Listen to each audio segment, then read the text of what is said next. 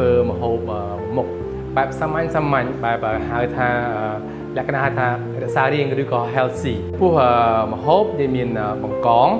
ដែលមានសាឡាត់kale ផ្សិតពេញប៉ោះពណ៌លឿងគល់ពេញប៉ោះហើយនឹងផ្លែក្រូចហើយនឹងក្រូចឆ្មាហើយអ្វីដែលយើងអាចប្រើជាមួយនឹងប្រេងអូលីវឬក៏ប្រេងពោតបានដែរហើយចំពោះគ្រឿងផ្សំដែលបន្តទៀតហ្នឹងគឺយើងមានប៊ឺបន្តិចខ្ទឹមសម្រេចហើយនឹងអំបិលពណ៌ផ្កាឈូកណាអូខេ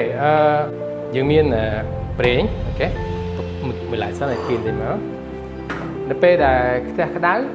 បានយើងចាប់ផ្ដើមដាក់ជៀនបង្កងហើយចំពោះបង្កងយើងអាចដាក់រសជាតិពេលក្រោយក៏បានពេលមុនក៏បានណាដោយសារតែ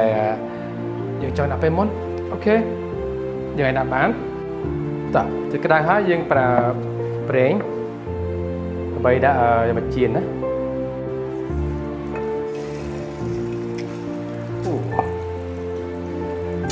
យើងអាចដាក់ភ្លើងល្មមកុំឲ្យក្តៅខ្លាំងពេកយើងអាចខ្លោចណាតែខ្លោចបង្កងគឺបង្កងចង់ឲ្យល្អយើងអាចដាក់ផ្កាប់សិនមកដើម្បីឲ្យវាឆ្អិននៅខាងមុខសិនងាយអាចធ្វើនៅផ្ទះបាន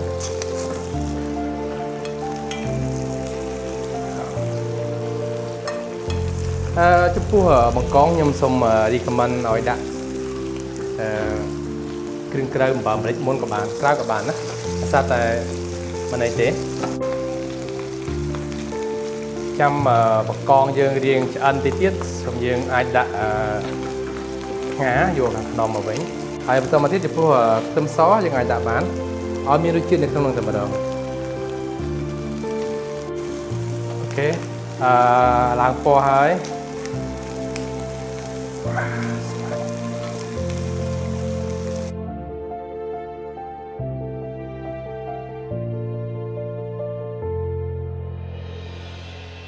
អូខេហើយ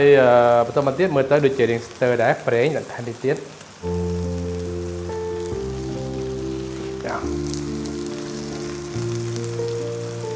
យើងអាចប្រើប៊ឺដើម្បីឲ្យឈ្ងុយនេះជាអំបិលរបស់យើងចន្លោះពេលនឹងដែរយើងអាចប្រើផ្សិតហើយយើងមានផ្សិតនៅក្នុងនេះយើងអាចដាក់បានណាក្លិនឈ្ងុយតែម្ដងណាចា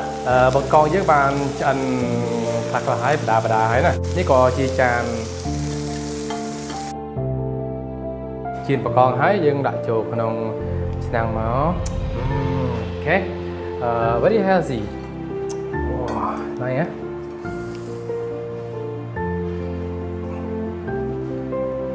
កុំចិនណែនណាអូខេដៃបង្កងបើស្ទើអូខេយើងអាច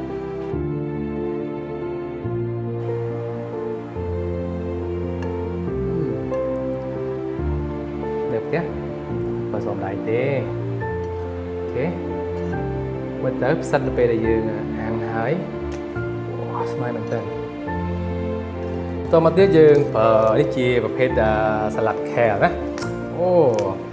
healthy មែនតើហ្មងណានេះជាសាឡាត់ kale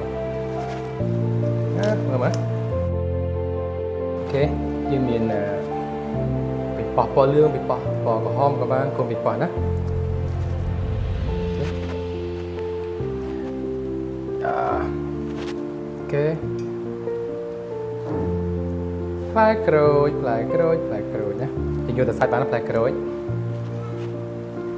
អូខេអ្វីដែលយើងមិនភ្លេចបានគឺក្រូចឆ្មាតាមប៉ុណ្ណាដែលយើងគិតថាយើងអាចញ៉ាំបានណាអូខេអញ្ចឹងម្រេចតិចមកស្អាតតែកុំឲ្យនេះខ្លាំងពេកប្រេងបើចង់បានតិចទៀតមកពីលើណាយ៉ាអូខេចំពោះអំបិលនេះយើងអាចប្រើទាំងមូលក៏បានយើងឲ្យម៉ត់ក៏បានអូខេ